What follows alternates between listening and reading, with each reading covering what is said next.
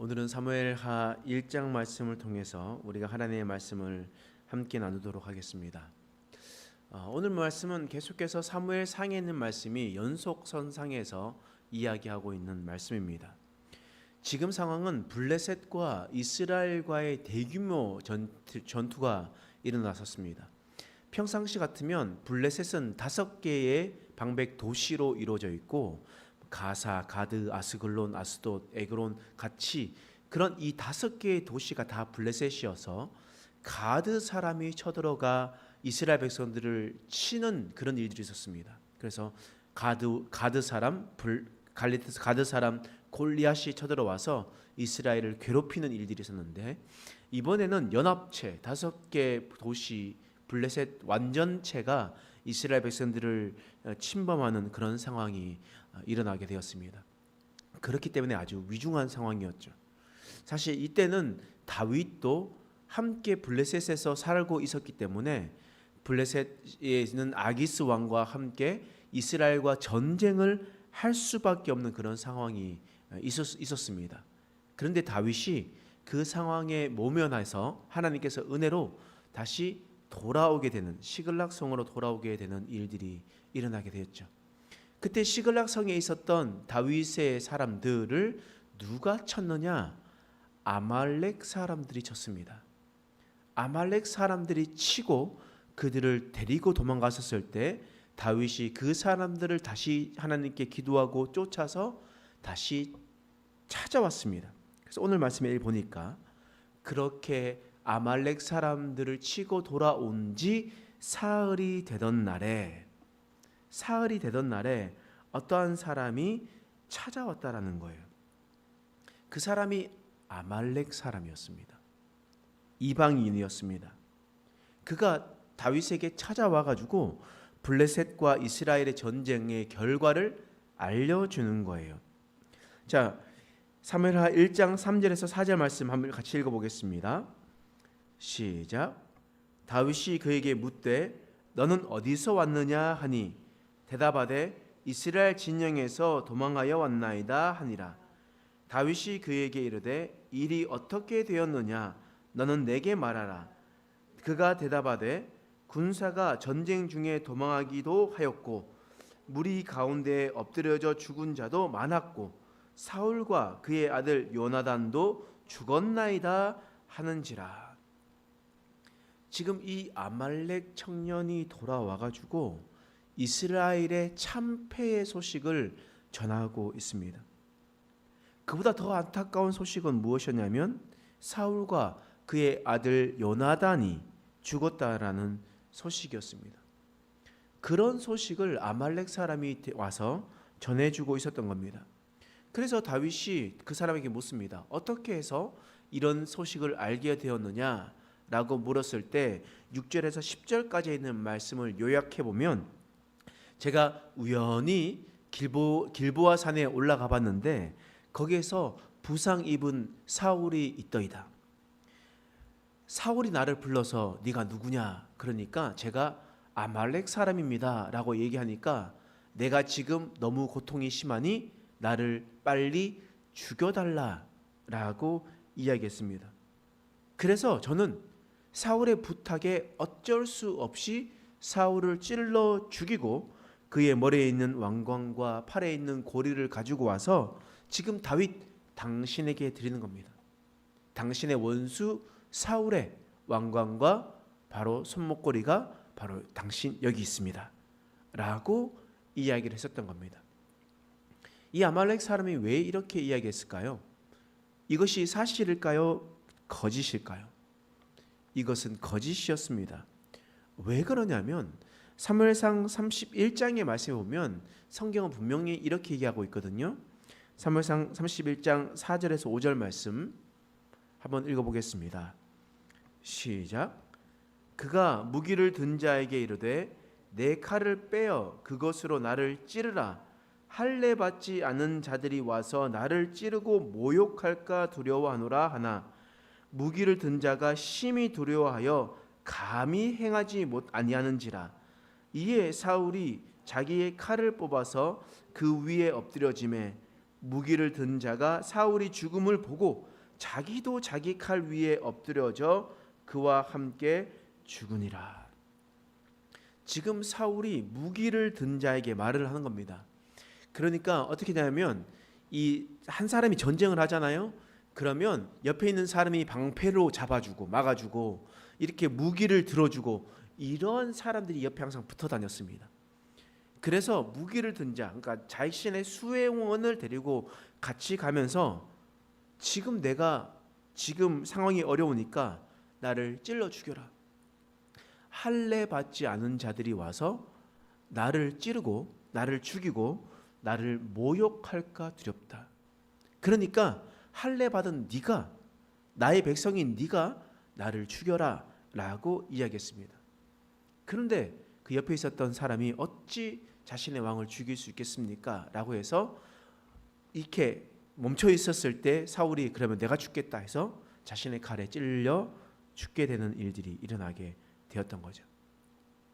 그러면 여러분 오늘 말씀에 보면 다시 한번 보면 이 사울은 스스로 자신의 목숨을 끊었단 말이에요.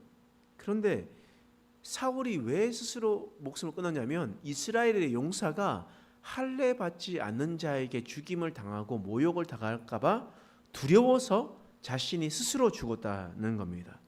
그러니까 스스로 죽는 것도 참 하지 않으려고 노력했었던 건데, 근데 그보다 더 치욕스럽고 모욕스러운 건 뭐냐면 할례 받지 않는 자에게 죽는 것이 더 모욕스럽다는 겁니다. 그런데 여러분 오늘 사무엘하 1장 말씀에 보면 다윗에게 찾아온 사람이 어떤 사람이라고요? 아말렉 사람입니다. 아말렉 사람이라는 것은 이방인이요 외국인이죠. 그 또한 할례 받지 않은 민족입니다. 그런데 사울이 할례 받지 않은 아말렉 청년에게 죽여달라고 부탁했겠습니까? 그렇지 않죠. 그러면 왜 이 청년이 이런 거짓말을 했을까? 이 청년은 지금 이스라엘 앞에서 함께 전쟁을 했던 사람이 아닙니다. 그러니까 우연히 길보아산에 올라갔다가 사울이 죽은 것을 봤다라고 이야기를 하는 겁니다. 사울이 죽은 것 같이 보이는 그런 모습을 봤다는 거예요. 우연히 길보아산에 올라갔다라는 겁니다. 그러니까 이스라엘 편에 서서 뭘 했던 것이 아니라 그냥 지나다니다가 전투가 끝나는 것을 보고 다시 올라가 보니까 사울이 죽은 것을 보고 그것을 빼왔다 라고 이야기를 했었던 겁니다. 이 사람은 정치적인 감각이 아주 탁월했었던 사람이었습니다. 무슨 말이냐면 시대의 흐름을 읽어가는 그런 사람이었다라는 거예요. 지금 사울이 지게 되니까 이제 사울 다음으로 이스라엘의 왕이 누가 될 거라고 생각했습니까? 다윗이 될 거라고 생각했던 겁니다. 그러니까 다윗에게 잘 보이려고 이 사람들이 봤었을 때 다윗이 사울을 피해서 십수년간 도망 다녔으니까 다윗은 사울을 증오하고 있을 것이다. 다윗은 사울을 원수로 생각할 것이다 라고 생각을 했었을 거란 말이에요. 그래서 아말렉 사람이 그것을 가지고 가서 이제 다윗에게 찾아갔었던 것이었습니다. 그래서 아말렉 사람은 다윗에게 가서 거짓말을 하였습니다. 그 거짓말을 하면서 자신에게 큰 상이 내리기를 바랬던 것이었습니다. 나중에 다윗이 왕이 되면 내가 한 자리라도 차지할까 이런 생각으로 욕심을 가지고 왔었던 것이었습니다. 세상의 눈으로 보면 정말 눈치가 빠른 사람이고 정치 감각이 뛰어난 사람이고 시대를 읽을 줄 아는 사람입니다. 근데 이 사람이 완전 기회주의자였다라는 거예요. 간에 붙었다가 쓸개에 붙었다가는 완전 박쥐와 같은 그런 사람이었습니다. 그래서 아말렉 청년이 다윗을 찾아가게 되었다라는 거예요. 그러나 이 아말렉 청년이 가장 큰 실수가 무엇이냐?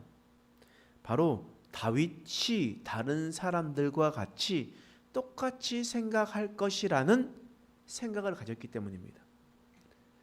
다윗이 다른 사람들과 같이 자신을 괴롭히는 십수년 동안 자신을 괴롭혔다면 그 사람을 원수로 생각해서 죽이기를 바랬다라고 생각을 했던 겁니다. 그런데 사울이 다윗을 죽이려고 광야에 찾아왔을 때 다윗은 오히려 사울을 2번이나 살려줬습니다.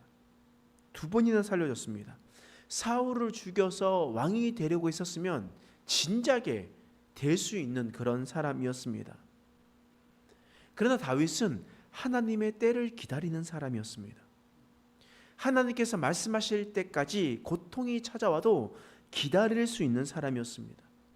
하나님보다 앞서지 않는 사람, 그런 사람이 바로 다윗이었다라는 거예요. 때문에 아말렉 이 청년은 다윗을 오판하였습니다. 그리고 기회주의자의 최후가 오늘 본문에 기록되어 있던 겁니다. 오늘 사무엘하 1장 14절에서 15절 말씀, 14절에서 15절 말씀 읽어보겠습니다. 시작. 다윗이 그에게 이르되 내가 어찌하여 손을 들어 여호와의 기름 부음 받은 자 죽이기를 두려워하지 아니하였느냐 하고 다윗이 청년 중 한 사람을 불러 이르되 가까이 가서 그를 죽이라 하매 그가 침에 곧 죽으니라. 지금 기회주의자의 최후가 그렇습니다. 그는 사울에게 붙어 있다가 다시 흐름이 다윗에게 오게 가니 또한 다윗에게 붙어가는 그런 기회주의자였습니다. 만약 그 다윗의 흐름이 압살롬에게 다시 흘러간다면 그는 또다시 압살롬에게 붙는 시대의 흐름을 타서 기회주의자로 박쥐와 같이 움직이는 사람이 될 겁니다. 하나님은 그런 사람을 심판하신다 라고 하나님께서 말씀하고 있습니다. 그렇다면 우리의 인생이 오늘 본문의 말씀에 나오는 아말렉 사람과 같이 살아가고 있지 않는지를 우리는 다시 한 번 더 봐야 됩니다. 하나님을 열심히 섬기다가 자신에게 불이익이 찾아오면 하나님을 버리며 살아갈 때가 있습니다. 여러분, 이것은 비단 목사, 장로, 권사 할 필요가 없어요. 열심히 자기를 섬기면서 하나님 섬기다가 자기가 마음이 상해요. 자기가 마음이 뒤틀려요. 그러면 하나님이고 뭐고 없습니다. 돌이켜 자신의 생각대로 그렇게 살아가고 있습니다. 하나님을 버리면서 살아가는 거예요. 이 시대에 민감히 반응하면서 교회에 있으면 자신에게 좋은 것이 없고 세상에 나가서 붙어 있으면 자신에게 떨어지는 것이 많게 된다면 그 사람은 하나님을 버리고 또한 세상으로 나아가게 됩니다. 세상이든 교회든 상관없이 자리를 옮기며 이리 기웃 저리 기웃 하는 사람들이 있다라는 거예요. 이 사람이 곧 본문에 나와 있는 아말렉 사람과 같은 자이고 기회주의자이고 하나님이 보시기에 박쥐와 같은 그런 사람이라는 겁니다. 우리는 하나님 편에만 서야 하는 하나님의 백성입니다. 교회 안에서나 교회 밖에 나가서나 우리는 언제나 십자가를 가슴에 두고 살아가야 되는 우리는 크리스천입니다. 그런데 우리가 내 기분이 상한다고 하나님께서 나에게 준 게 뭐가 있냐고 왜 나를 이렇게 어려운 자리에 놓게 두냐고 나를 왜 광야의 길로 들어서게 하냐고 불평불만하며 하나님을 버리고 있지는 않습니까? 하나님이 아닌 다른 것들을 선택하며 살아가고 있지는 않습니까? 오늘 본문의 말씀을 잘 기억하고 우리가 아말렉과 같은 사람의 모습으로 서 있는 것이 아니라 늘 그 전과 그 후가 똑같은 다윗과 같이 하나님의 뜻을 기다리고 하나님보다 앞서지 않고 하나님의 뜻을 늘 물으며 살아가는 저와 여러분 되시길 간절히 축원합니다. 기도하겠습니다. 하나님, 오늘 말씀을 통해서 우리를 깨닫게 하시니 감사합니다. 하나님, 우리는 신앙생활을 하면서 기회주의자로 살아갔습니다. 아말렉 천년과 같이 이리 붙었다 저리 붙었다 자신에게 이익이 되는 것들만 쫓아다녔습니다. 그러나 하나님은 그런 사람을 심판하신다 말씀하셨습니다.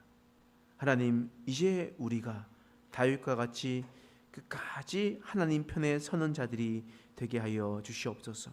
교회 안에서나 교회 밖에서나 오직 하나님의 십자가를 품고 살아가는 자가 될 수 있도록 도와주시고, 하나님, 우리의 마음과 감정과 여러 가지 것들, 환경들로 인해서 하나님의 선택을 바꾸는 것이 아니라 끝까지 신실하게 변함없이 하나님만을 붙드는 자가 되게 하여 주시옵소서.